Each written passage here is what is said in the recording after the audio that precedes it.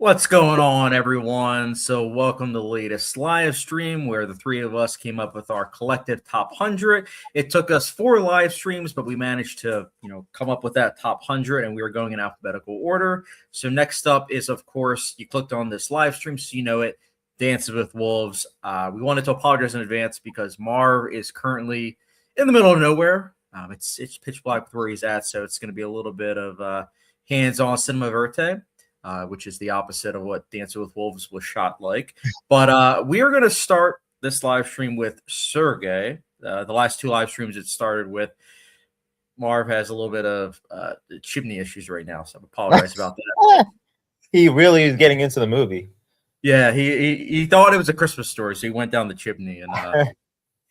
But anyways, Sergey, do you remember the first time you saw Dance with Wolves, or is it one of those things where it was just so long ago? It wasn't so long ago. It was like 7 or 8 years ago I first saw it. So Oh, wow. it was late to it. I think the length of it kind of pushed me away. I wasn't also a biggest fan of like Kevin Costner at the time. I don't know why it took me a while to get around him. But I remember really liking the story from the beginning. I mean, I always like seeing other cultures and just kind of movies that have a lot of respect and giving you a different perspective of the way of life from somebody else's point of view. And I thought this felt so natural with the performances, and then just like Dunbar getting to know the Native Americans, the Sioux in particular, and just understand each other despite having no way of communicating with each other. And I feel like that's why this movie is so important to this day, is because it's two people that can't communicate, but they don't let that hinder them and just like build up hatred or anything. They end up making it work despite the limited availability and just understanding one another. And I thought it was just like a beautiful film and a movie that a lot of people can learn from, but how they should interact with other people. It's a very like respectful and, I don't know, a timeless film. And just looks amazing, sounds great. For a 4 hour movie, this is the director's cut that we have watched. Yes. It's paced pretty well. I mean, it has a few slow moments in the second act, and I can see why the dry narration can take a while to get used to. But aside from that, like, I really didn't have any issues. Originally, when I first saw it, I thought the romance was a little half-baked. And I didn't really like that he was falling in love with this American woman. On rewatch, it makes sense. They have more in common than anything else, so I'm not bothered by it. I do wish the relationship between, or at least her in particular, she was a little bit more developed, or at least their relationship was. But it wasn't really about that. It was more about just his bond between what was it, Dunbar and Kickingbird, and just seeing how his life has changed after being a Civil War veteran, and getting his dream position that he always wanted, and how much that changed his life. You could almost say, we'll get that into spoilers later, but why he got there, and you could say that a certain event actually kind of like almost he almost like died on that battlefield technically, because he had a complete like life transformation after what he had experienced. Yeah. I gotta ask, when you first saw the movie, was it the theatrical cut, or did you always stick with the extended cut? No, I think it was the theatrical cut. This is why I like the director's cut more. It's lengthier, of course. It's going to be, people are going to have some pacing issues, but the best part about it is that it develops the relationship a lot better. It feels a little bit more natural. You learn more about their culture, and that's why you're watching the movie. Right. Yeah, I should have specified at the beginning. Dancing with Wolves is what we're talking about, which came out in 1990. It did win Best Picture, as well as 6 other Oscars, including Best Director, Best Cinematography, Best Score, and a couple others. We're talking about the extended cut, which is something I didn't realize until recently, but I always thought it was the director's cut, but it's not. It's actually. Yeah. Apparently, Kevin Costner's preferred version actually is the theatrical cut, but this is like the extended cut that we're talking about. And I hadn't seen the extended cut. The other two times I saw it was the actual cut. And I still remember seeing Dances with Wolves. I believe it was early 2013. And I saw it with my parents. And they were not a big fan of the film. I at least respected it, but I was still a little narrow-minded. So there were certain things that I now appreciate that at the time I didn't. And then 7 years later, I rewatched it because of doing the 1990 Academy Award Best Picture winners and ranking them, and I liked it a little bit more.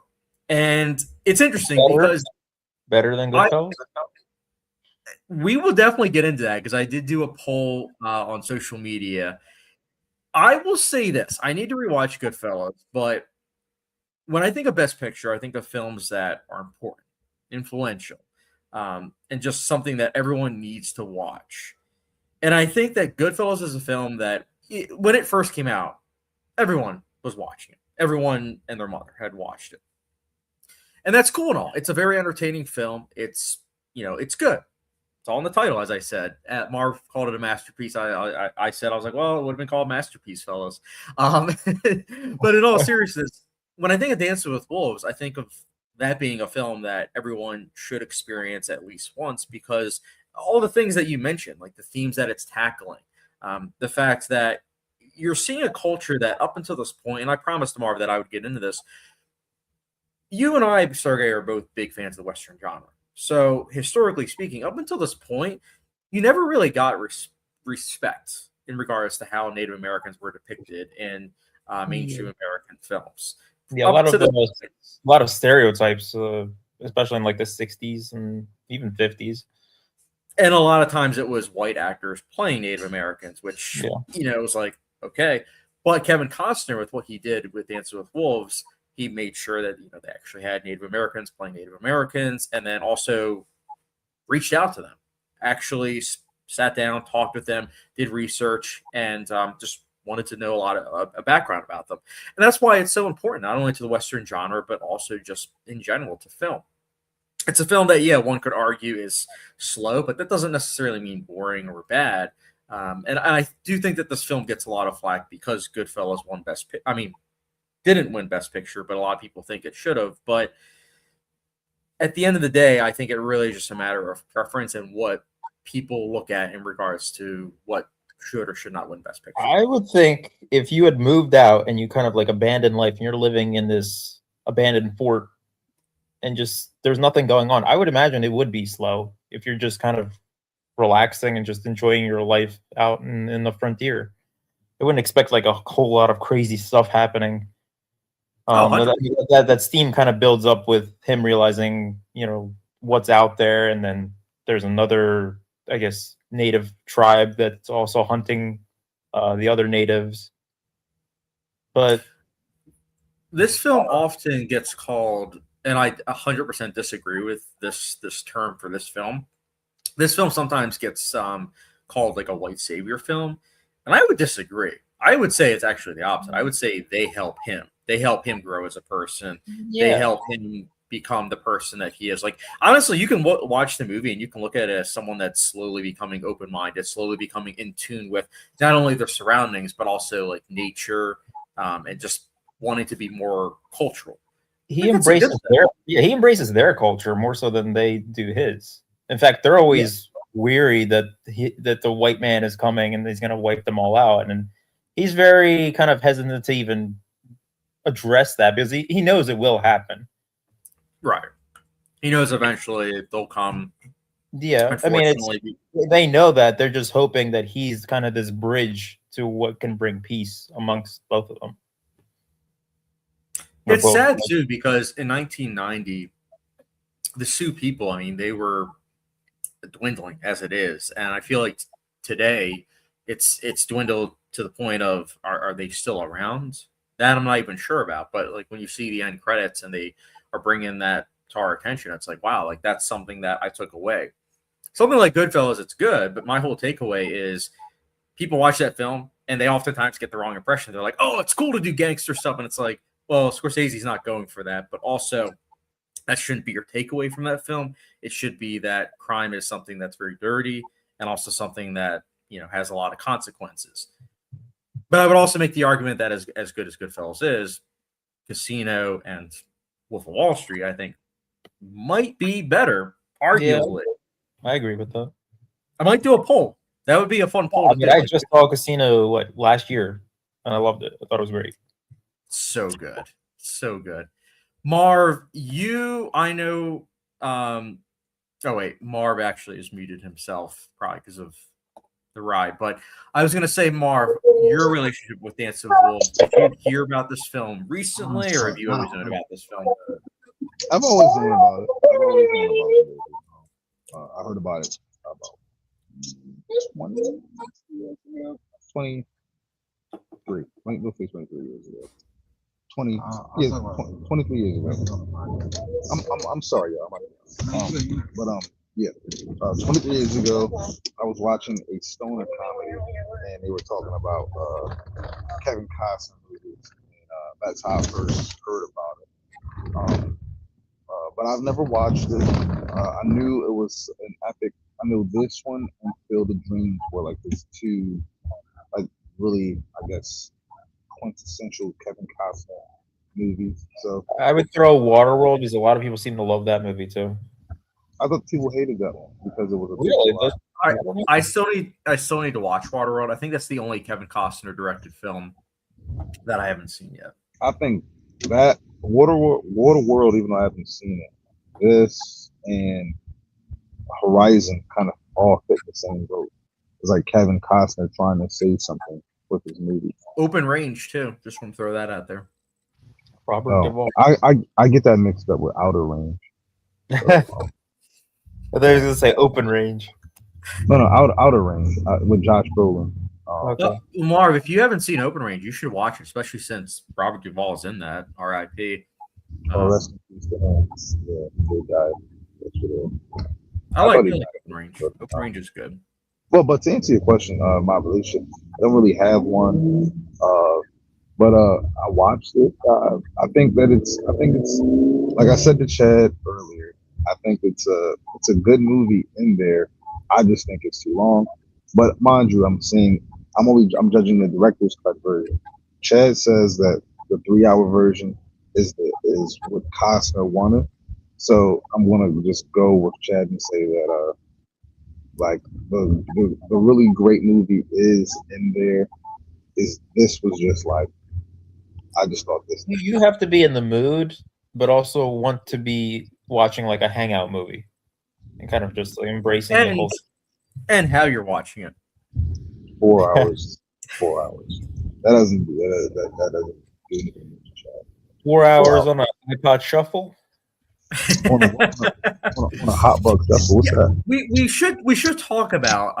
I saw this. I got the Blu-ray out from the library, and I watched it on my 75-inch TV. Sergey, how did you watch Dance with Wolves? Similarly, I watched it on Blu-ray on my 65-inch TV. Oh, my bad. Marv, how did you watch it? I watched it on my phone and on my TV. How long? What was the duration that you watched it on your phone? About half and half. It was a few minutes. I wish I would definitely get some copyright, but I wish that I had the David Lynch talking about watching a movie on your phone. I'll remind me later. I'll send it in our group chat. But I would definitely give this film a second chance, Marv, down the line. The theatrical cut on your TV. As Sergey said, it's a hangout film when you have 3 hours to spare. And let me put it this way. I feel conflicted because I can definitely see why the extended cut is Sergey's preferred viewing. There are some additions that I really liked. Some additions that I thought were pretty cool. Like getting to see the encampment before Foster's character gets there. I did like that. Seeing the Sioux tribe, more of them, I thought that was really nice. More landscape shots. I mean, sucker for landscape shots. So I liked all those. But I do think that the pacing is halted a bit because of that. But I don't think it's not necessarily a bad thing per se. It's just one of those things that really just depends on, do you have 4 hours to spare or 3 hours to spare? I think that they're both worth, at the very least, a watch each. But I would say I think the theatrical cut might be my preferred version, and Costner's too. I mean, that's what got him Best Picture. But it's similar to like Gladiator. Gladiator, the original 2.5 hour version, did get Best Picture. But if you were to say you prefer the extended cut, which isn't even Ridley Scott's preferred method, I can definitely see why, because they're both good on their own right. Well, it's like Lord of the Rings. I usually watch the extended cuts, and I mean, I like either one. Like, I guess I prefer the extended cuts. At least, Return of the King, I do. But I mean, they're all great. I know which one to choose. I guess whichever I have more when I have more time, I'll always choose the extended cuts. Right, and with Lord of the Rings, that's an epic as well.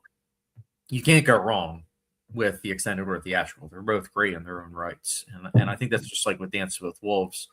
I did want to mention, because Marv and I were talking off to the side about how he didn't like the pacing and everything, and I explained it to him like this: Lawrence of Arabia. One of the great things about that film is that it takes its time. So when there's a certain event where a bunch of people are trying to get to this place, again, try not to spoil Lawrence of Arabia, when a bunch of people are trying to get to a certain place and they're really going in depth with how long it's taking, when they finally get there, there is a cathartic energy to it that you just can't help but be like, oh, wow, that's amazing. And it's like with Dance with Wolves. He's an introverted character and he loves being by himself. But when he finally sees people, it's one of those things where it's honestly like a shock, and you can't help but be like, oh, wow, that's really, really good writing. It's also a surprise, and you can definitely feel what he's feeling, because you're like, I understand that. Like, I feel like I've just been with you and this wolf in this encampment. So like to see someone else, it's kind of like a shock. And that's something I think is better conveyed with the theatrical cut than the extended cut. But I do think the extended cut does it well as well. Just wanted to point that out. But is that something you felt, Sergey, with that feeling of like cathartic nature when you actually see someone because you're with him for so long by himself? Yeah, I mean, like I said in my review, that this was a very meditative journey through with this character. And he is very introverted. He keeps to himself, but I feel like he opens up once he starts embracing the culture, and he also grows to miss them and actually get lonely just being by himself in this wolf. Right. And it just goes to show that even introverted people, I feel like introverted people, they oftentimes get a bad rap, but introverted doesn't mean they don't like people. I feel like everyone. It's short bursts of time with people. Yes. Did you know that I was an introvert? You were an introvert, Marv? I'm still an introvert. I was asking, if you're please, you are not an introvert. Get out of town with that noise. I am an introvert. I feel like you were the one that last live which stream. people? You were out until 4 a.m. the last live stream. That is not someone with a slow burst of energy. That's someone with you're the energy bunny with them. I'm not the energy bunny. I've always told you I was an introvert. Sergey, I've told him this for years. He doesn't listen to me. As you say, I call cat. I mean, you could be an introvert and put on the front to seem like you're extroverted. 7 days a week. You could do that. Marv, but I don't. But I don't put on the front saying I'm extroverted. I'm not a people person either. I said you're a people pleaser. I'm not a people pleaser. I'm not. I don't even be around people a lot. Why are you busy like 7 days a week? That's working. More like 8 days a week. No, but I'm working 5 days a week. And then on the days that I'm not working, I'm usually trying to like do stuff. Like yesterday, my dad had to buy me these right here. I got these new. I don't even know what they're called, but this they're is a sponsor like for our video, by the way, guys. Yeah, whoever it is, I think it's. Hold up, here's the bag right here. Tavellini. It's a new. I guess it's new. They specialize in making clothing that's like heated on the inside. Like, hold on. Like heat tech. I guess, but I've been warm all day. I'll just say that. But that's what I'm usually doing. But I am an introvert. Yeah, Marv. I don't see you as an introvert. I I very much am, and okay. it's crazy that you don't know it. My Sergey, mom what's knows your it. take on this? I mean, I feel like we've seen some instances where he's did not want to interact with someone and he's turned around and gone the different direction. So is that when he's been a little? no. If you pay attention, you'd see it. I think that you think I'm an introvert because I just have a I love people. I do love people, but I'm not always uh I'm not always like, what's the word I'm looking for? It's the word I'm looking for. I could explain it. Sergey, how many times have you heard Chad say, Marv, we need that Marv energy, right? Because he's not getting it, right? That means something, right? Right. When you're coming to a place, But but it I'm could like, all also be that you're stoned out of your mind. right. What about when I haven't been stoned out of my mind? What about that? I'm not Okay. always Okay. I'm not If we're always talking, stoned. okay, we'll break it into two categories: sober Marv, extrovert Marv. When Marv is No, baked, there's when introvert Marv is Marv. baked, that's introverted Marv. No, this guy doesn't listen, man. Marv, you're like a sack of potatoes. You're like, I don't want to get up, and I don't blame you. I'm an introvert when No, I'm like but that. I get that you know that when I'm fried, I have a yeah. But I'm talking about like I I am actually just too. I would call myself a person. I love people, but I can't be around people all the time. I have to charge my batteries. Like I'm around people, and and after probably a couple hours, probably like 3 or 4, definitely 4, I need to go somewhere and be alone. I need to like Okay, go read maybe and you're an ambivert, which is a mix of the two, but why is it so hard to believe? because you always tell me about like the late nights that you have. You'll be like, oh yeah, I was out until like 3 or 4, and I'm like, Introverts can have late nights. all the time. I don't have them all the time. I Huh? had one yesterday. I had one last week, but that's not all the time. All right.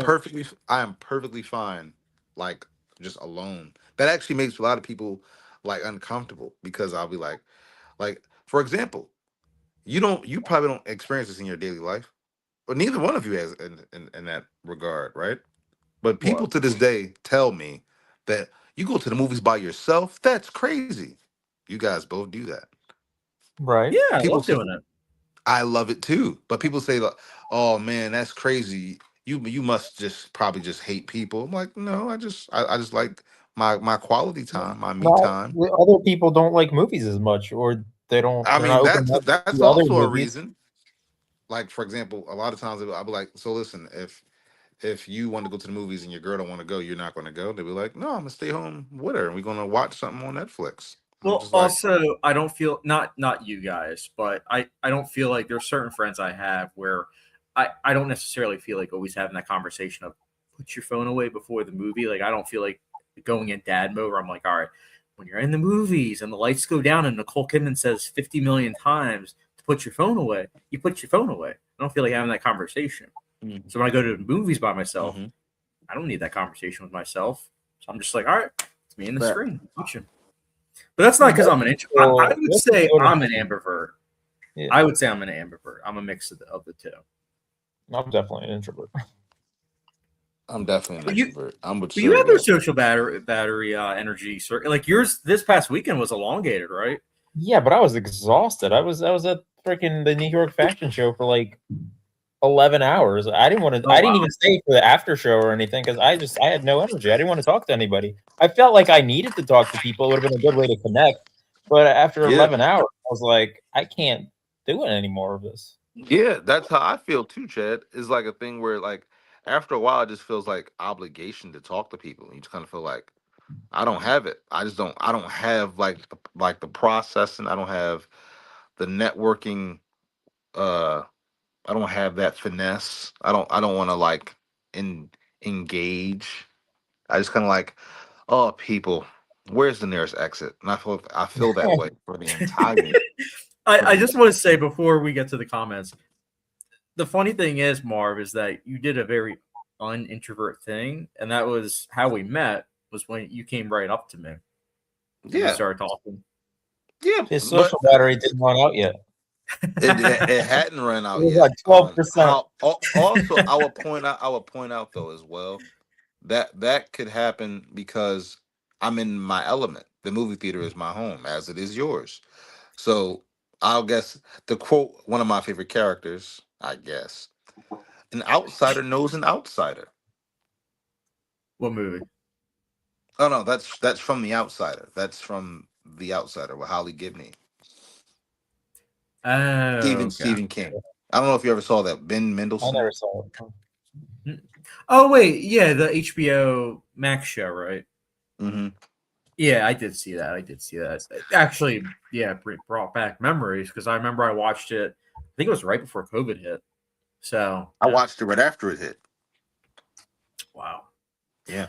By the way, a couple comments. We have Jay Foster 7 is in the chat. Good to hear from you. He says Waterworld is incredible. See, we got our He also Waterworld says fans. the 4K Arrow video release for Waterworld looks incredible too. Ooh, this has me excited. I should get this out. Visually, it's a beautiful movie. I do not like the story, but Oh, you've seen Waterworld? I've seen it. Yeah. I need to watch it then because I do. I'm in a predicament. I want to rank Kevin Costner's movies, but I also want to wait to see what happens with Horizon if the second and third part come out. We'll see. You watch that movie and you're like, yep, they definitely threw a ton of money at this movie. Mm-hmm. All of his movies, I feel like even Open Range, yeah, that was a mid-budget film, but looked expensive. And they shot that on location for the most part, which I wanted to mention with Dances with Wolves. It's so refreshing seeing a film that's like clearly shot on location. Yeah. There were some And set pieces that they built. The herd scene. I don't know how they filmed any of that. That was insane. Like with the buffalo. Yeah. That was wild. I was like, wow, John Wayne, if he was alive at that time, he would have been like, all right, Pilgrim, that's pretty amazing. Like, it's insane. It's insane. So that's funny when they cut the heart out of the buffalo and they give it to him, and he's like, you better eat that. I don't. You might die the next day, but you have to eat that. What were you gonna say, Marv? I was going to say three things, guys. Well, I guess the first thing is, I guess no. Two things are, well, no. The first thing is a theme I wanted to tackle. All right. Second, the ending. Okay. When we get to the third- ending, I'll put the spoiler warning up. Oh, it wasn't a spoiler. It was just about about what the ending meant. Do you need spoilers for that or no? Of course. If someone hasn't seen the movie and we're Oh no, I wasn't going to say like recite the end. I'm just going to say like about like the theme. I guess the ending message. Yeah, be on the safe side. We'll put a spoiler warning when we get to the second, but tackle the first one. Okay. So the first one was the theme. Now, obviously, I know you guys talked about it a little bit in the beginning, but I wanted to bring up assimilation and how he is a man who he not only is he introverted, he feels broken, right? And that's obvious by the opening, I guess, 10 minutes or whatever, right? Without spoiling anything, right? So he's broken. He goes on his journey. He wants solitude. He wants isolation. He just wants to just be, I don't want to say at peace. He just wants to just be, what's the word? He wants that oblivion feeling. He wants to just disappear, right? And it was through him getting that and receiving what he actually wanted, right? How they always say you don't know what you want until you get it. He got to get what he thought he was done with, and he left behind, like, I guess, the ways of the old world. Is that no? That's not. I guess that's not the old world. How do you say it? Basically, I'm saying he left Progress. his old way. No, honestly, if you look at it in the context of 1863, he put away progress to go back to more.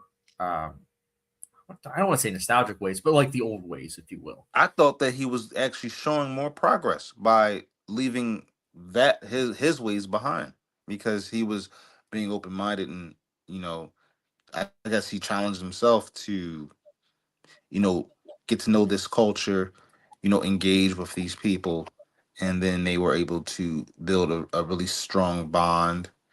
And I guess this leads to my next thing. Actually, let's lead into this real quick. We got to. You can't skate around it. So listen, right, Sergey, I told Chad this already.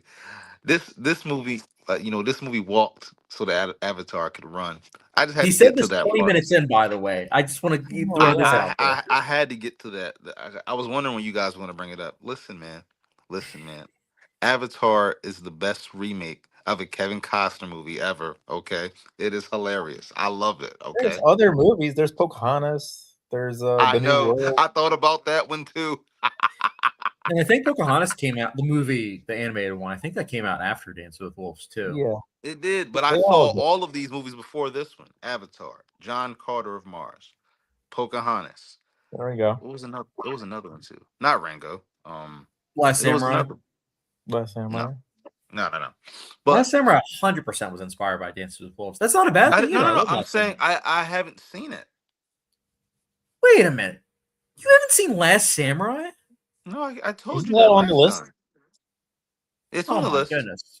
Marv. It's Is on it? the list. It is. Okay. Okay, let me check. This is a load of nonsense. You have not seen The Last Samurai? I've told No. you that. No, it's not on our list. Okay, I'm adding that to the list to show Marv. Right now, actually, I'm going on Letterboxd real quick. Marv. You know this. I'm not going to let you cap for the people. You know this. No, I did not know it because Sergey, I'm telling you, he knew that. He I knew know that. I He did did. not know We've talked about it. I told you I knew what it was. I said I never saw it.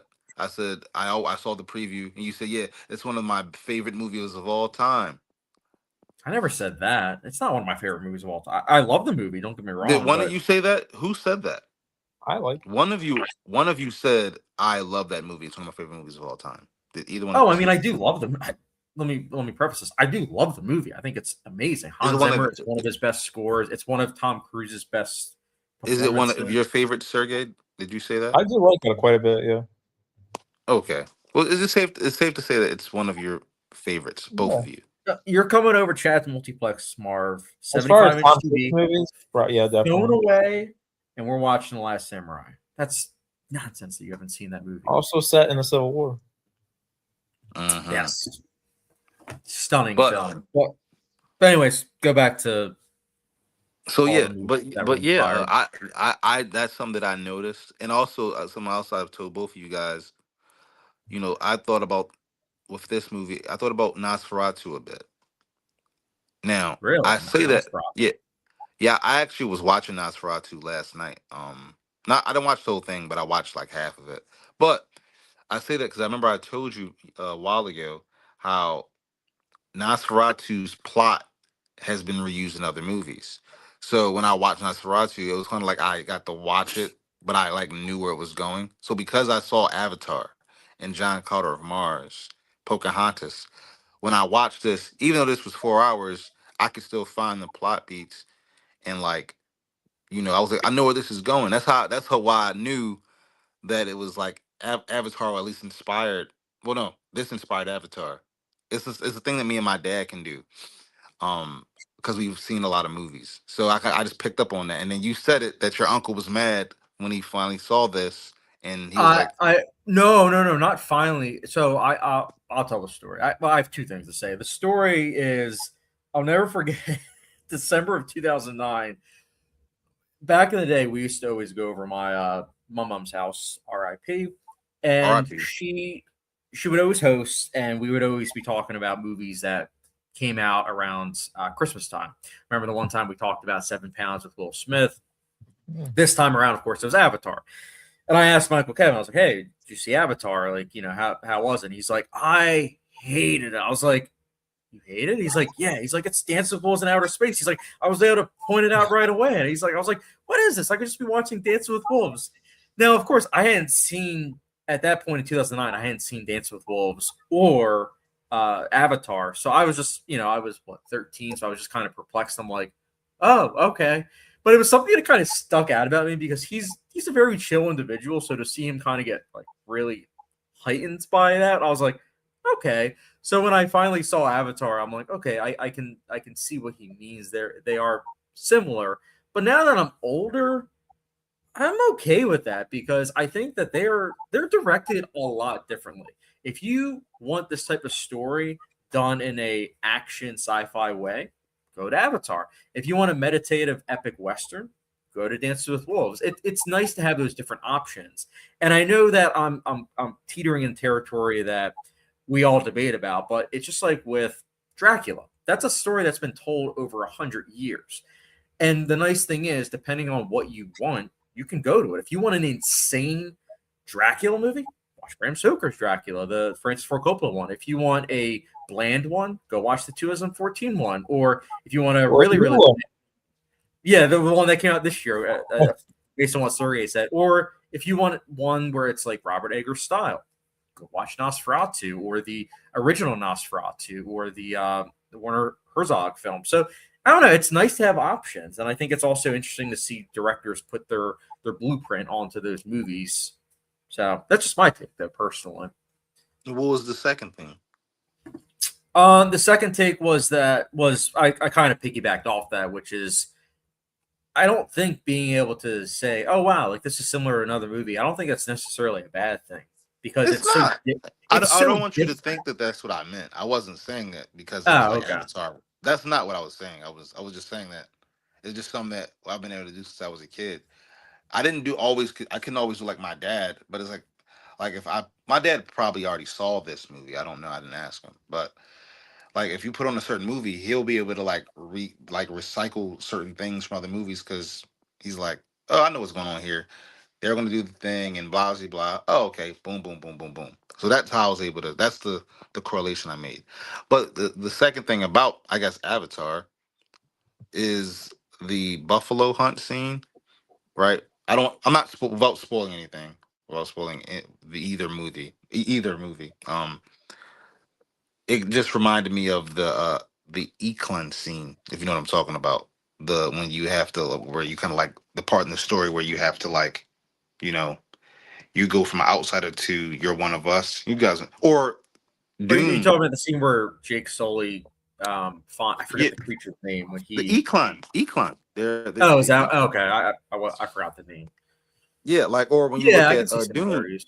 with the worm. Remember the worm, guys? With Dune, and Yeah. you kind of got the you know, you have the kind of like that.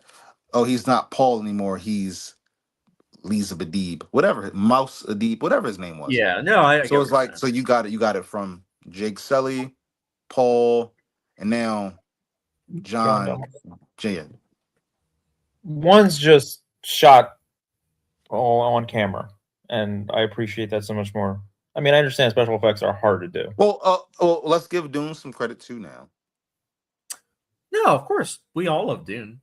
Yeah, The making Dune sure. film, what Denis Villeneuve is able to accomplish, it's amazing. But if I had that mentality of, oh, Dune's been done before because I could just watch Dance with Wolves, I wouldn't be able to appreciate the Dune films.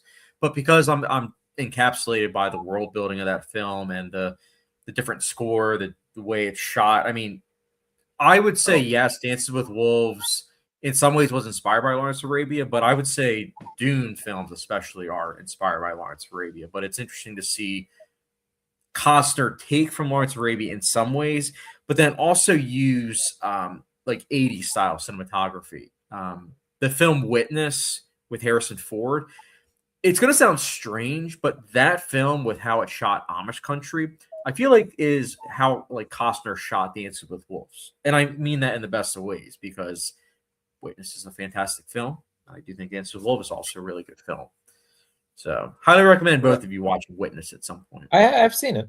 Could I actually? Oh, you have? Yeah, I thought it was all right. What were you going to say, Marv? Oh, what do you guys have to say about the themes of? I know. What do you guys have to say about the themes of like assimilation and the fact that he's trying to, I guess, join the culture and like leave his world behind, and how I don't the think theme of he's assimilation touches out. on the whole movie. I don't think he's personally just out to join the culture. I think it just kind of came I guess. Yeah, it happened. It happened gradually. Yeah, it But happened I'm saying, naturally. like, how do you guys That's like fine. feel I about it? actually Like like how it seeing ties that. into like you like seeing it? Though? I I think mean, it ties to the end. I thought really well. Well, at yeah, I that mean, point, by the end, he's, I guess, embraced their culture fully. He's given up on being with the, I guess, the Western culture or the American culture. He's given up on them, and I think he long abandoned that when he raised his hands and he was already ready to commit suicide, basically riding out in the battlefield. He didn't want to I was live. gonna say, I was gonna say symbolically, you can almost see him doing that as like, Yeah, I mean, cross, the doctors didn't want to. They didn't want to operate on his leg. He was going to be an amputee, and he'd rather die than, be, disabled for the rest of his life. And it just happened that it was seen as an act of heroism, and then they eventually got him to get the doctor that he needed to get him back on his feet, which got him the post that he wanted, which was where he was stationed at. But he already gave up. He was willing to die. yeah. I mean, honestly, that's a good point too, Sergey, about the doctors, because all of a sudden things did kind of change for him when he And became like with that like as the like a fact that like hero. yeah, I just feel as though like it's sad. It kind of reminded me a little bit of Killers of the Flower Moon. It did, I Where think. how at the Really end, inspired it. like the end of Killers of the Flower Moon, you know, you kind of get the sense that it like it was inevitable. What happened, to the tribe, and I think that you feel that weight. Do you think that he did it out of guilt? You think that he joined the tribe out of guilt, or that he was like fully immersed and just wanted to be a part? Curiosity. Same reason why. Same reason why people change is that they become curious about certain things, and in the case of like a Costner's character, I mean, he's alone. Yeah, he He didn't have sees anybody. something. He sees something that he's never really seen before. Native Americans up front, getting to see how they live their life and everything. I mean, I couldn't help but be fascinated. I'm like, I want to know more about this culture. This is interesting. So to see him go into it was, I don't know, It was I loved it. it was interesting seeing that moment of doubt when he saw them kill his fellow Americans after they Oh had yeah, called the buffalo, and then he slept alone, like the furthest away from them as possible, and he thought he made a mistake. That was an interesting moment. yeah. Also, I think a big factor that I appreciated about this film was how important communication is. It's something that we oftentimes take for granted, but as you mentioned earlier, Sergey, when two people aren't able to, speak the same language, it's hard to then try to find like a middle ground. But in a lot of ways, if you have two individuals that might not necessarily speak the same language but are willing to at least try to communicate, that's what's really important. And I think that, as you said, this film is very timeless because of that message. It's something that it was relevant in 1990. It was relevant in 1863 when the film was supposed to take place, and it's relevant to today, where those conversations need to be had, where you have different people communicating different ways, and it's sometimes nice to just be able to unplug, put your phone away, just talk to people, or just take something in, whether it's the land or watching a movie. Oh, Marv's out. So I appreciated that. I really did. There's a scene where the Sioux are charging towards him at his fort. They don't. I don't think they really know who's living there. They know somebody's there, and they come charging at him, and he comes out and he's holding a gun, and he could be firing that gun. I think in most people's situation, they would be shooting, and he just holds his ground and just lets them kind of just try to intimidate him, and then they just race off. And I thought that was a cool moment. Like he didn't try to create a conflict that would have killed him. I mean, they Oh outnumbered. yeah, it showed strength, but it also showed how smart he is because, like you said, if this was a John Wayne movie, he would have been like, "All right, kill him, I'm going to try to kill them all." But instead, he's like, if I try to shoot these individuals, I'm going to die. There's no way I'm going to be able to survive. Now, of course, if this was John Wick, Dance with Wolves edition, maybe it would survive, but it's not. Yeah. It's it's a realistic Civil War film that's, as you put it, very meditative. Yeah. I mean, I did want to touch on the breaks out a good number of times. I mean, there's a time where they take his military uniform or his hat. Yes. Well, the military uniform he gives to him. The hat was like crossing the line, apparently.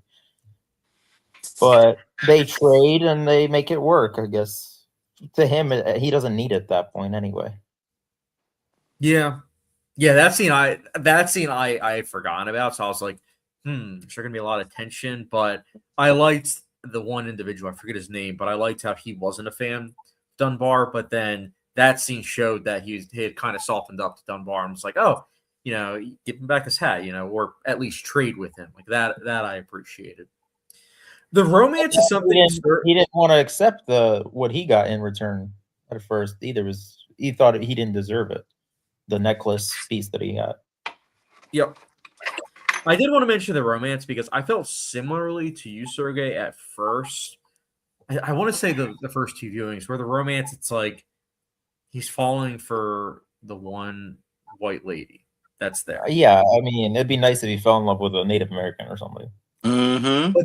But this viewing, it's one of those things where I came to peace with it because the film's all about communication.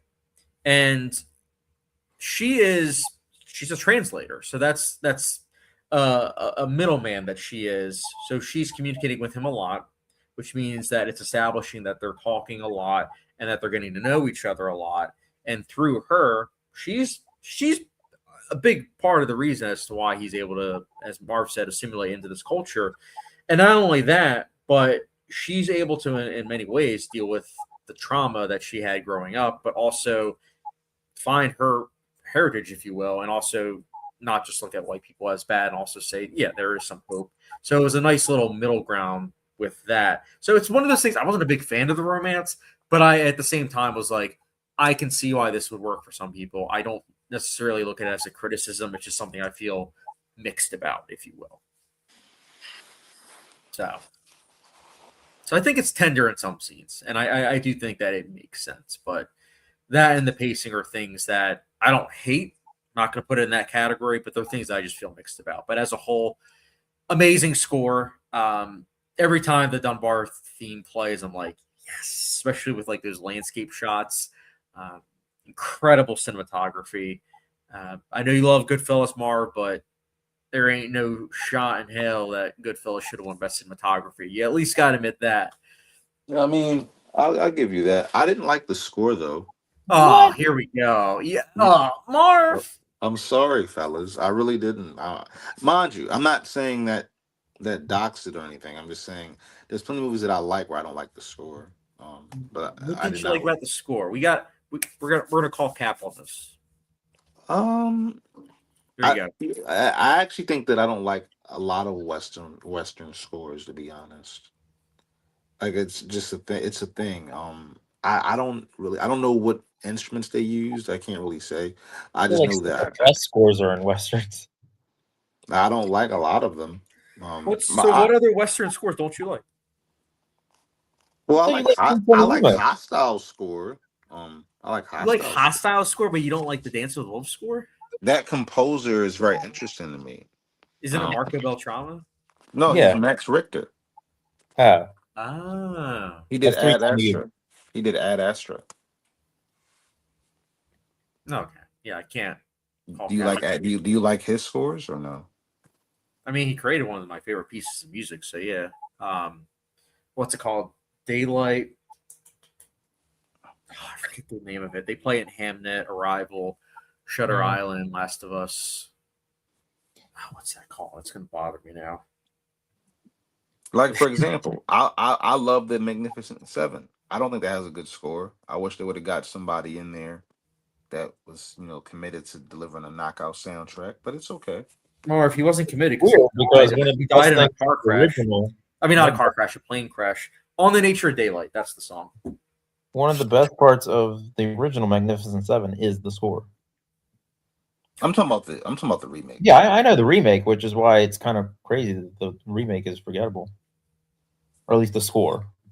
Yeah, the score definitely is. I love that movie though. I don't hate the score of the remake of Magnificent Seven, but that's also because that score, it's a compilation of that composer's work because they wanted to be able to say this was James Horner's final score, but there are a lot of pieces that are from other films of his that he did, which I'm okay with because those tracks are amazing. But okay, so you're not a fan of Magnificent Seven score. Do What you like about Last of the Mohican score? I don't know what that is. Wow, that's actually one of my favorite scores. that's a great score. Hold up, I'll read to you the scores that I have. Here we go. I need more hymns after tonight, I can tell. He's gonna be like, "Oh, Hateful Eight. I don't like the score for that." I love it. Or I don't like True Grit's score. I like the score for Scream 7. I don't even remember. Scores are so good. They have scores? I honestly, if you played any of the pieces of music from Scream, I would not be able to tell. I'd be like, "What's that from?" I got the score for Bird Box, the score for Stranger Things. I have the score for Avatar 3. No, I have Western. the score Western. for. What happened to Avatar 2? No, I don't have any Western scores. I have Tenet. I got Tenet in here. I have The Prestige in here. I Know What You Did Last Summer, the TV show in here. Smile 2. Marv hasn't seen The Good, the Bad, and Ugly, I guess. So I have Terry and I have Together. Those are the scores I have. Oh yeah, he probably also hasn't seen Once Upon a Time in the West. Oh yeah, he definitely hasn't seen that. No. That's on the list, right? So he will. Yes, and actually, yeah, The Good, the Bad, and the Ugly is also on the list. Yeah. Oh my goodness, I am gonna run through this. Screen. Mark's like, I The Good, the really Bad, and the like Ugly the score. score. Yeah, I'm just not a fan of it. It's just not good. That must be what the ugly part is. That's not. I said I didn't say the movie was bad. I don't know. I just said it was too long. I sometimes I feel like you're not hearing. No. He's not going to listen to me. I've made peace with that. But Sergey, do you hear what I'm saying when I tell you that? We'll find you a Western score you like. We will. I mean, I like Hostiles. Another one. A better one. Does Sicario count? It's a neo-western. We're not going to give you that bone. If we're talking neo-western scores, there's a lot of other ones we could talk. You could say Killers of the Flower Moon, but nah. Well, maybe I just don't like Western scores. I guess you're just kind of gonna go. You got to go with that, I guess. You don't like 310 to Yuma score? No, I didn't like that score. If you remember, I didn't like that score either. Yeah. Do you like any of the Tarantino music or the scores that I do, but he doesn't like scoring his movies. He uses scores like bits and pieces from other movies that he likes, and a lot of them are westerns. I don't. Well, I guess I don't like all of his scores, but I like some of his stuff. He throws a western score in like every movie. I feel like, well, most movies. Kill Bill. Kill Bill uses a lot of western. I'll put it to you this way. If Ludwig G did a western score, I think it would be pretty awesome. I don't think you. I think I would like it. I don't think you would like it because he is very much so with instruments of the time. He is, but he'll take that and he'll make it into something that I would find desirable to listen to. Like he did it with Black Panther. He would use instruments of that culture, and he made a killer soundtrack. I was like, how you going to make a good score for a guy who made the bomb that could kill everybody? I listen to that score all the time. That's another score that I forgot to mention, as well as Halloween Ends too, and Halloween Kills. Okay, I will give you that Halloween trilogy. The last two not good, but score wise, yeah, I do listen to those three. I have no memory of any of those movies. The third one was such a letdown. Just the score. I just remember a crowd of people standing over Michael Myers and like killing him or trying to kill him. That was the second one. Tonight's the night.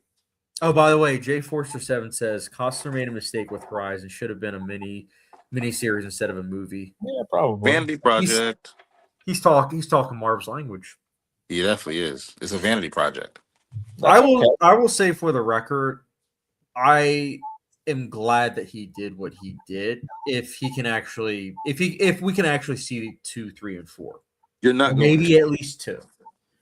Well, probably when WB gets bought by Netflix fully, you'll probably see it. Did they start filming it already? They completely filmed okay. the second one. The first and second were shot back to back. So the second one, I believe, went to film festivals. But because of the box office of the first one, they stripped it from coming out a couple months later. Because that was something I forgot to say. I think it was June was when the first Horizon came out, and then a couple months later is when the second one was supposed to come out. So the first 2 were in the canon, and I think the third one they were almost done filming.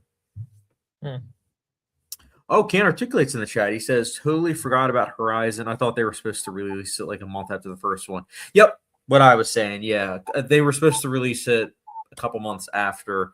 And as of right now, let me quickly check IMDb. I don't think there's any sign as to when we're going to get it, which is a shame, I think. An American. Oh, wow. Yeah, it's. So, chapter 2 is 3 hours and 10 minutes. They already have the runtime. It did get some critic ratings, and apparently 1,700 people, according to IMDb, have seen it.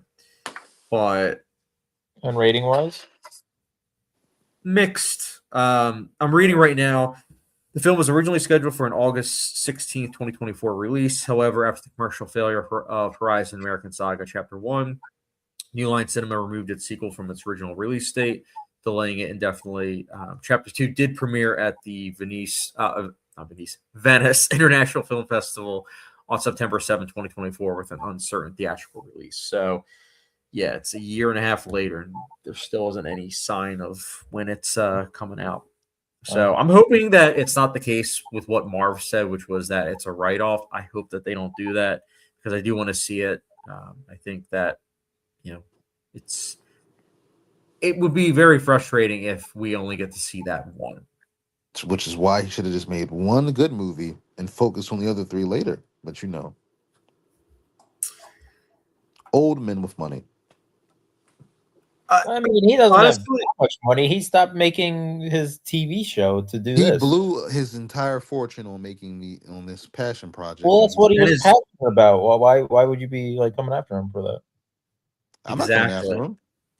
I think it's cool. Honestly, he lost his money. Honestly, he could have kept doing Yellowstone and kept rolling in the money, but he decided to put that to the side and focus on this movie that he always wanted to make. And nobody's going to see it now. The other 3 parts of it. I will gladly be there day one, seeing all 3 of the other ones. 100%. Okay. I also just want to say, speaking of Yellowstone, just want to call out that show.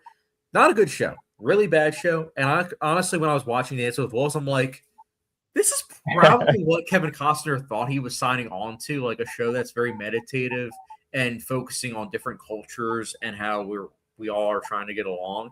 And instead, he did a show where Native American characters are sidelined and you're focused on this melodrama nonsense. Oh, Yellowstone? Yeah.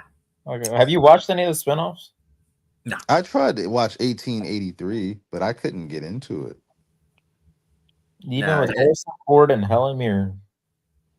On paper, sure it's good, but honestly, Yellowstone's final season left such a sour taste in my mouth that I'm like, I think I'm good right now. I think I'm actually going to give it a shot. I'm going to give it a shot. I'm going to give it a Yellowstone.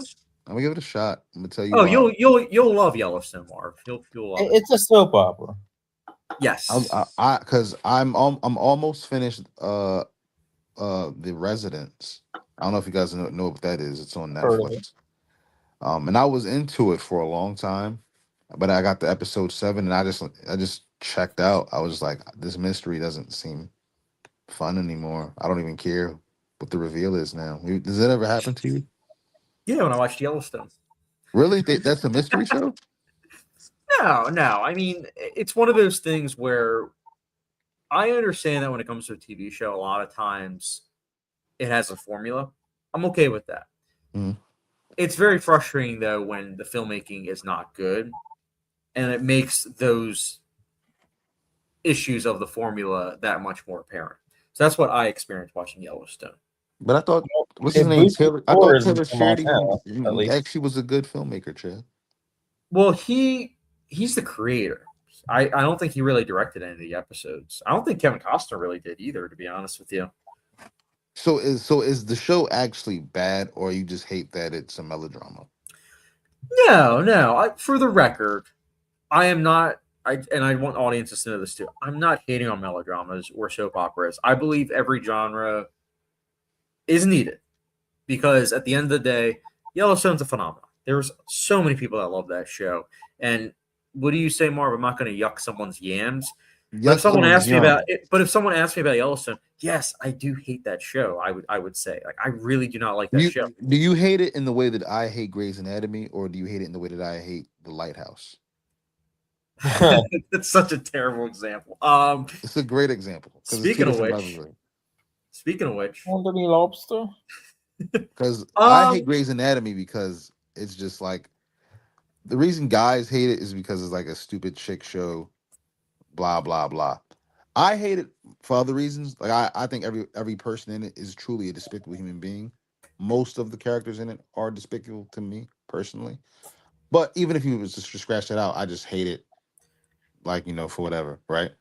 So I actually truly hate The Lighthouse. I could actually watch Grey's Anatomy right now. I could not watch The Lighthouse. I will not watch The Lighthouse ever. It's shorter. It is shorter. It is shorter. So I'll but I put it could to watch this way, Grey's Marv. Anatomy for hours. If we was to smoke, I could roll up some weed and then we could watch it. The Lighthouse? No, Grey's Anatomy. I cannot watch The Lighthouse. I won't watch it. If it's on in a room and you're watching it, all right, I'll see you later, Chad. Oh, we're gonna strap you down and have you watch the full thing. You'll get beat up. You'll get punched in the face. You'll be strapped down. Style. It has to happen. Because that's not going to happen. No. So to answer to answer your original question, the reason why I really do not like Yellowstone, it wasn't always that way. When it started off, I'm like, okay, this is all right. The reason why I became less and less inclined to the show is because it smushes this like black and white view of the world. You're speaking my language. Oh, well, that's why I'm like, yeah, Marv's gonna like Yellowstone. I'll probably be like, yeah, it's better than Dancing with Wolves, and it's got an amazing score. Does it have an amazing score though? I don't remember. It doesn't. No. The main theme is all right, but yeah, the score is it's done by the hack fraud that does all the original film, Brian Tyler. Oh, he sucks. Oh yeah. Oh no! I'm pitching this more then. I actually hate him. Yeah, so watch Yellowstone.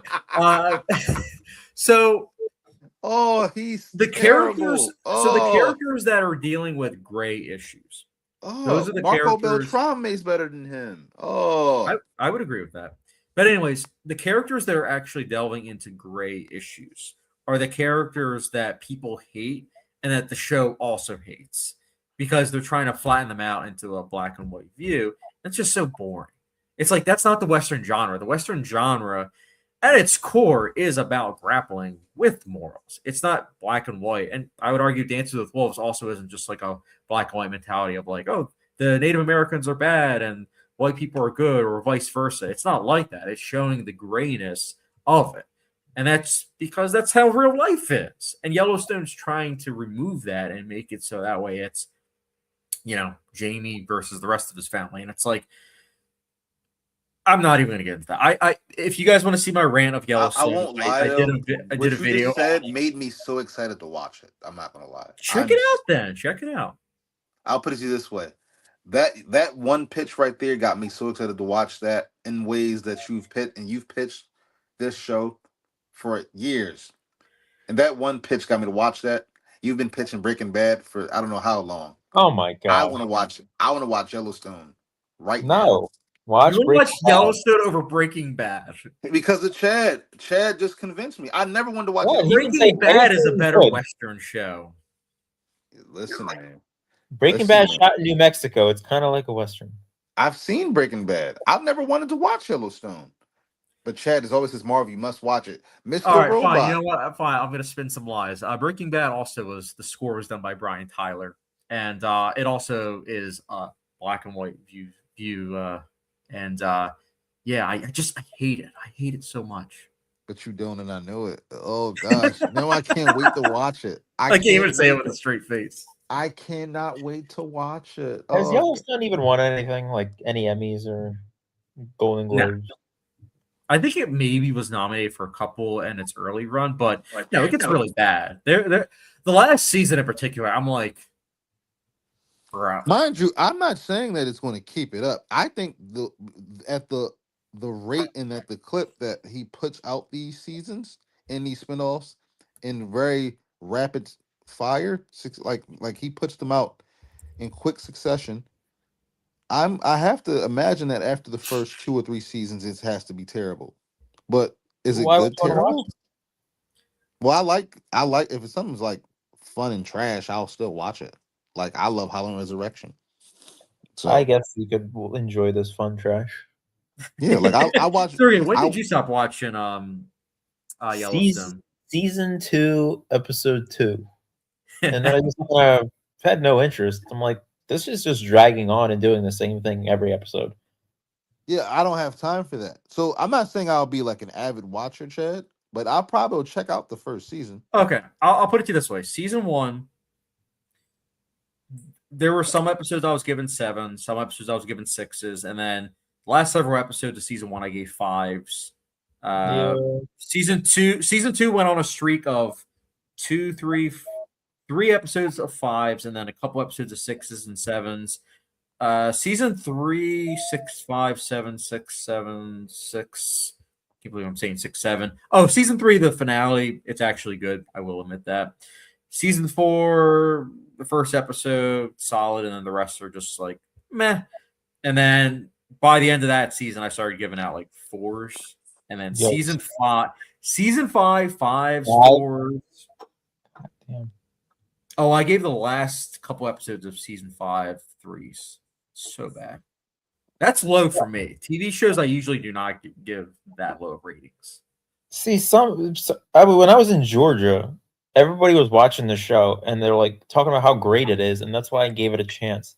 And I kept watching the first season. I'm like, all right, it's gonna get better. It's just building steam. And then once I got to season 2, I'm like, this is just falling flatter than the first season. I don't want to continue this, which is kind of crazy because it's a Western. And like I'm trying to force myself to watch it.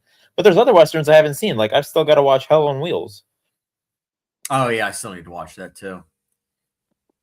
And I will say this, Yellowstone, there's a lot that show should have taken from Dances with Wolves. The cinematography in Yellowstone, not a big fan of. There's really not a lot of emphasis on the landscape, which is kind of ironic because that show is all about how, the land is eroding. And it's like, okay, so let's get some shots of that eroding land, shall we? Dances with Wolves, it's so many landscape shots. It's awesome. I was expecting a grander story when I stepped into this show and not just this ranch melodrama, I guess, gangster story. I'm so excited to watch this, man. This is what I got. I got to do reverse psychology. I gotta pitch something I love. This is as like bad. Breaking Bad.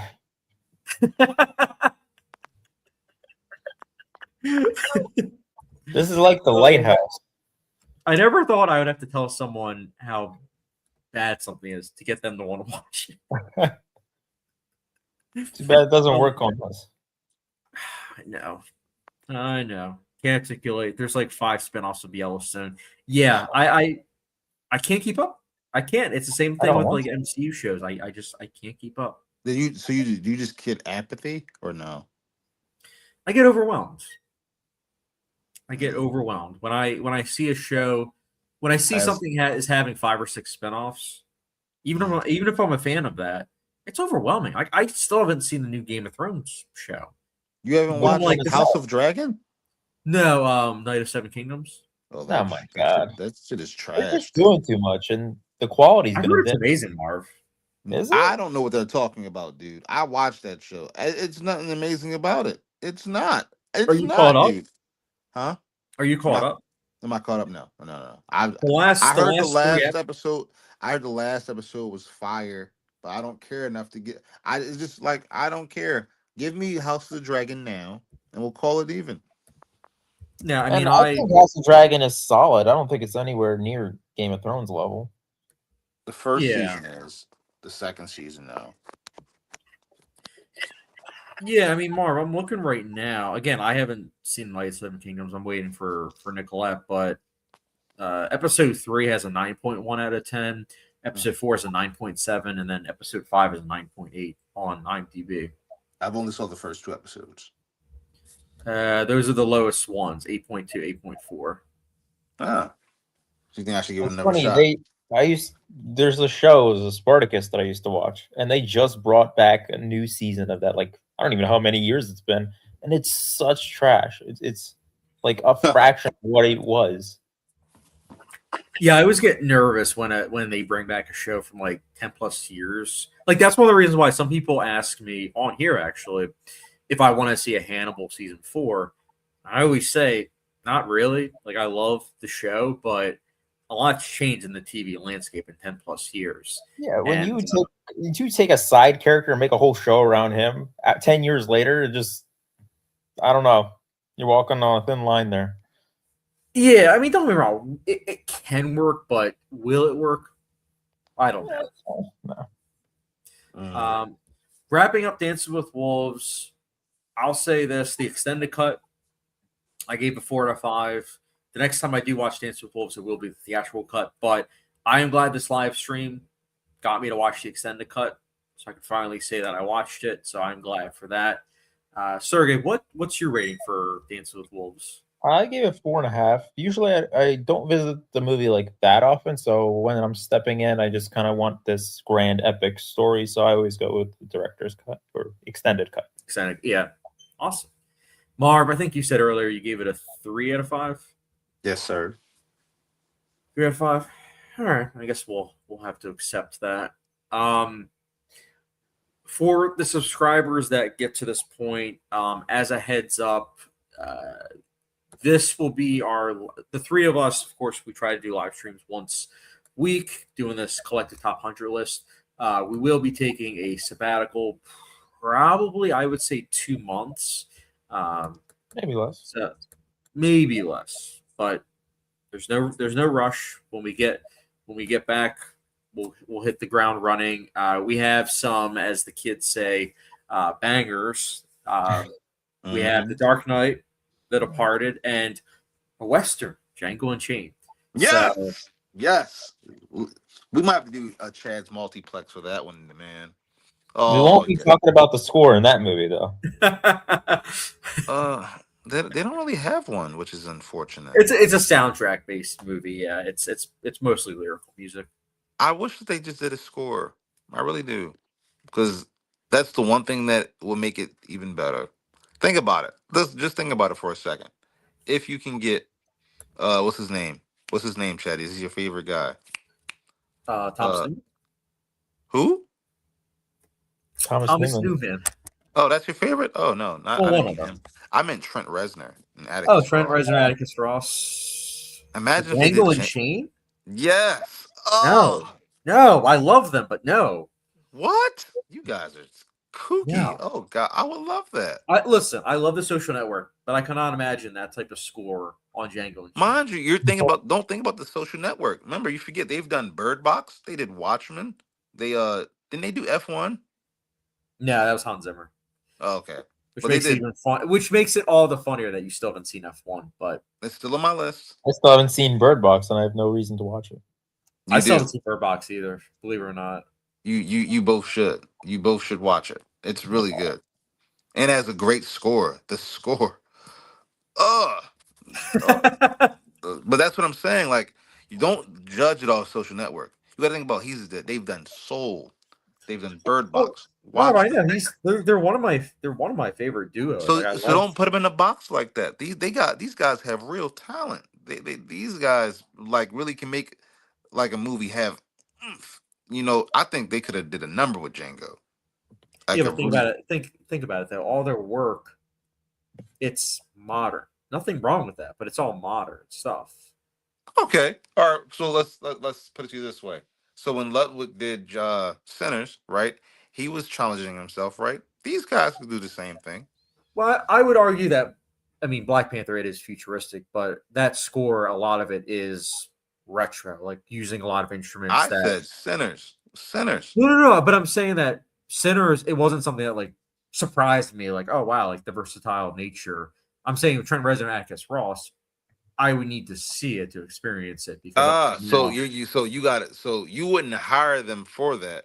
You have to see them do it, and then like, oh, they can do that. Okay, I no, understand. honestly, if I were to right now, if you were to ask me a period piece movie that's a Western and someone that hasn't really delved into the genre, but I know that they're good at period piece films, would probably be Thomas Newman. I feel like we haven't really gotten a Western score from him, but he is someone that's very versatile.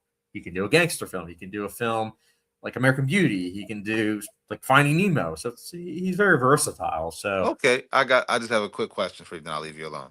So if you wouldn't do this, actually, or matter of fact, let's just say Kevin Costner did not direct this movie. You were directing this movie, and they said, "Hey, man, listen, the movie looks great.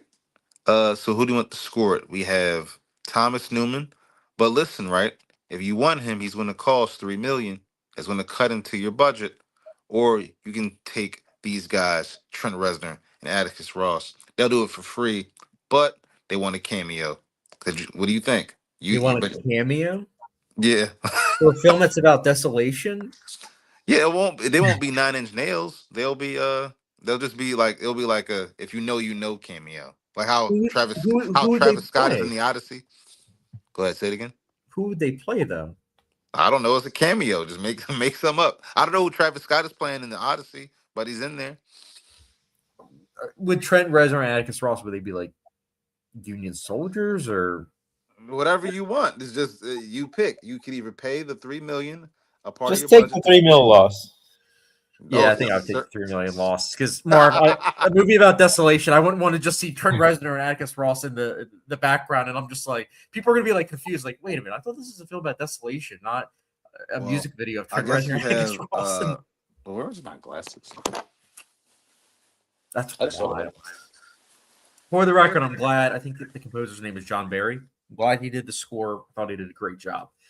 But I am looking forward to, like I said, after our sabbatical, we will be tackling The Dark Knight, where I will be getting attacked. I will take it. Well, we had Batman Begins, so it's fine. But why would you get attacked? Because you both would be like, well, it's just okay, because Batman Begins is better. On this list. We already of all, talked about first that of movie. all, You guys gave me a bone. I know. I'm glad. First of all, hold up. I like the movie. So listen, I want to just say this right now. I love Batman Begins. It transformed me. You always talk about movies transforming people. Batman Begins transformed me. It was the exact type of movie that I needed at the exact time that I needed it. It came. I didn't know I needed it. I didn't know that I wanted it. But when I watched it, I knew it was different. And I hear a lot of people who love movies, people who work in movies, they all say the same thing. There's that one movie that you watch and it changes you. It was Batman Begins for me. And I have a lot of favorite movies. You know that. A lot of movies that I love, that I saw before Batman Begins. But it was Batman Begins that was the one that told me what I loved in movies. And so that's where that love comes from. The Dark Knight is awesome. I don't want anybody to think otherwise. It is awesome. But it didn't change me. That's all I'm saying. It changed some people. Some people it did change. Some people never even seen Batman Begins. But I think that if they did, that would have changed them. That's just my thoughts on it. I liked it better when it was called Heat.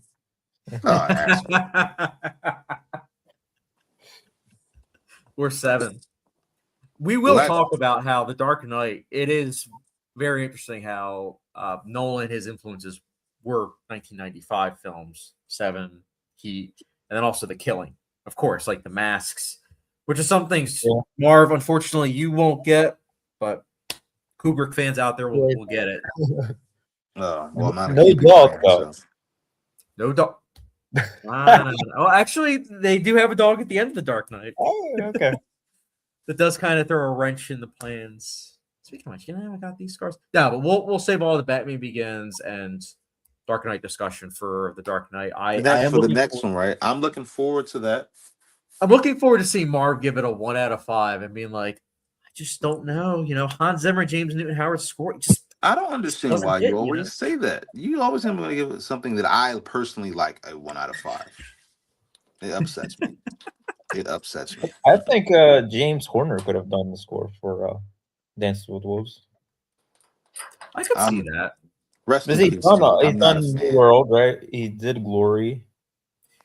He did Glory the year prior. I forget if he was working on something in 1990, but around that time frame, he would have probably been available. He's a pretty versatile composer, so I could see him doing it. He was one of the best. R.I.P. I mean, to this day, his score for Avatar, it's being used in the other 2 movies. So, yeah. I actually wish they would get somebody really dope in there. Why can't they get Trent Reznor for that movie? That'd be awesome. Listen, I love Trent Reznor, but stop trying to put him in every single film. They paid him I do that. For example, if you guys were you know what I'm saying, in the industry, right? Would you use your close confidants of composers that you go to, or would you just branch out? Whatever fits whatever you're making, though. Like Nolan works only with what's his name again? Ludwig. He only works with Ludwig now. He has a theater troupe, which I really respect. I love that. He works with his cinematographer, his composer, his editor, his production designer. It would depend. But we can discuss Nolan with the next live. Well, just answer that one question. Would you branch out, or would you just have your theater troupe? Sergey already did that. He has a pretty good theater troupe. It's Hans Zimmer and Ludwig. I mean, I don't know if you need anybody else. Yeah, so if you find somebody that good, would you ever branch out? Yeah, I mean, it's just, I don't know, man. I mean, I feel like if you're making movies and you're working with someone that you're close with and that you're friends with, and they are really good, it's like I almost would feel like a sense of betrayal where it's like going to someone else when it's like, wait, we always collaborate. I'll put it to you this way, Sergey. You take pictures, right? You're an artist, right? Let's say Sergey shoots your Midnight Sermon, right? So on not Midnight Sermon 2, let's just say you have a Midnight Sermon 2. Hold on. Let's say you have a spiritual sequel to a spiritual. Well, that's why it's all about spiritual stuff. So it's funny that you're like a spiritual sequel. I'm like that's why. Right, but let's just say your next project, you meet some guy named Marcellus and you like his work. I think I'm gonna make this project with Marcellus, right? That's fine. But I'm saying, if Sergey's like, yeah, man, if I'm here, if you need, man, are you just gonna just rock with Sergey? If Sergey did such great work with Midnight Sermon, if he knocked it out the park, do you have to go look somewhere else when you have a gold mine right in front of you? I wouldn't personally look for someone else because one, if you've collaborated with someone else already, you have the same language. You guys are good at communicating with one another, and you guys know what each other want, and you have that rapport. Yeah. Versus if you try to get someone else, okay, it's nice to branch out, but at the same time, they then have to get an understanding of your language and vice versa in terms of communication. So everyone has their own schedule, so if it's not lining up, they'll have to go to somebody else. That too. I mean, I've made short films, and there's not always the case. Like for example, Marv, you produced my first couple films, but the last couple you hadn't just because of availability, and it's nothing against you, it's just availability. It's just availability. That's different though. Yeah. But I guess I respect what both you guys are saying. Sergey's like, if it fits, great. If not, it's cool beans. Chad's like, if we can do it, I'd love to have my guys in there, but if I can't, I'll just try to find a suitable replacement. It's like the short film I was working on. Originally, I had Chad in that movie, and then because of availability, he was kind of almost written off along with one other person, and I had which is fine because I understand. Like as a fellow director, it's like I understand. It's like there are things that can kind of come up, and you unfortunately have to make difficult decisions.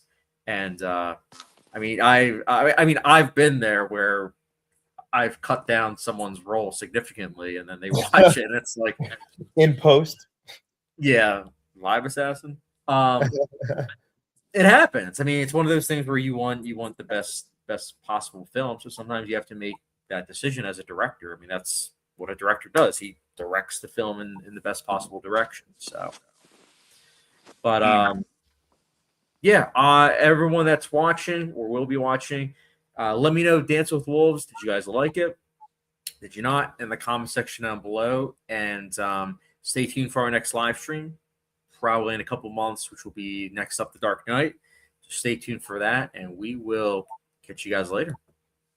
Later.